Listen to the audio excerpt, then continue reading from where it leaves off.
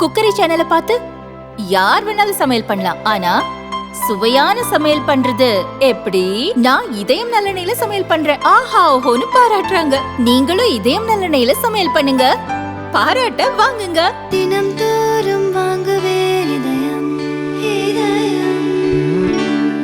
நீங்க ஏடிஎம்கே கூட்டணியில இருக்கீங்க. ஏடிஎம்கே ஒன்றிணைன்னு சொல்லி ஏதாவது பாடுவீங்க, அதுக்கு நீங்க எதுவும் நடவடிக்கை எடுப்பீங்களா? யார்கிட்ட பேசுவீங்களா? நாங்க என்ன நடவடிக்கை எடுக்க முடியும்? கூட்டணி கட்சியில இருக்கீங்க. இல்லை கூட்டணி வேறு, உட்கட்சி விவகாரம் வேறு. அது உட்கட்சி விவகாரம், அது அவங்க பேசி தீர்த்துக்கு போகிறாங்க. எங்களுக்கு அதுக்கு ஒன்றும் சம்மந்தம் இல்லை. ஸ்ட்ராங் ஆகணும்னு நினைக்கிறீங்களா? இல்லை அப்படி ஸ்ட்ராங்காக இருந்தால் நல்லது.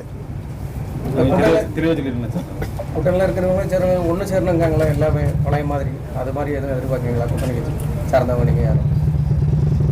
எப்பவுமே ஒரு கட்சியில் இருந்து பல பேர் பிரிஞ்சு போகிறாங்கனாக்கா அதை ஒன்றா சேரணும்னு தானே எல்லாருமே நினைப்பாங்க.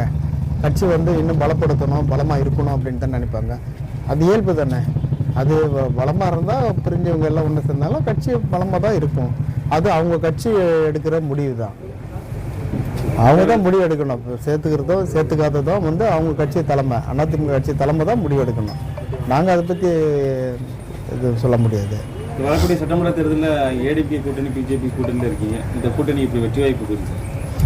இல்லை, அதாவது யாருமே எந்த கட்சியுமே இருந்தாங்கன்னா நாங்கள் தான் ஜெயிப்போம் அப்படின்னு சொல்கிறது இயல்பு தான்.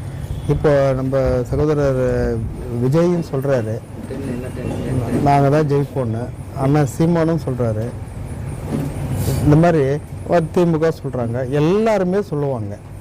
ஆனால் மக்கள் யாருக்கு வாக்கு அளிக்கணும்னு நினைக்கிறாங்களோ அதுதான்.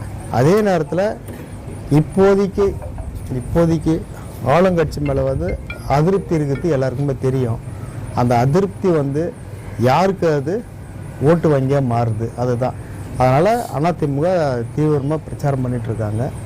அதனுடைய பொதுச் செயலாளர் எடப்பாடியார் ஒவ்வொரு சட்டமன்ற தொகுதியும் போய் மக்களை போய் சந்திக்கிறாரு.